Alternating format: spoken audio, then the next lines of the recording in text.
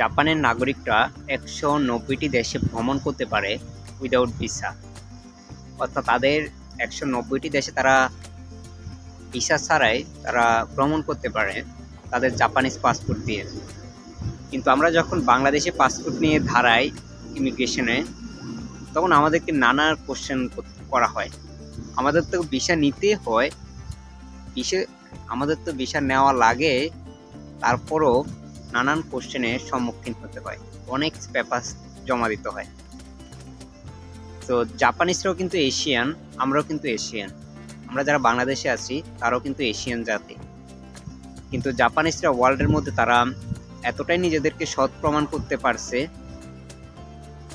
যে কারণে তাদেরকে ভিসা ছাড়াই যে কোনো দেশে এন্ট্রি দিতে চায়। কারণ তারা নাগরিক হিসাবে এতটাই সৎ যে তাদেরকে তেমন কোনো কোশ্চেন করা হয় না, কোনো হ্যাসেল করতে হয় না। তাদের পাসপোর্ট দেখে তাদেরকে সম্মানের সহিত যে কোনো দেশে এন্ট্রি করতে দেওয়া হয়।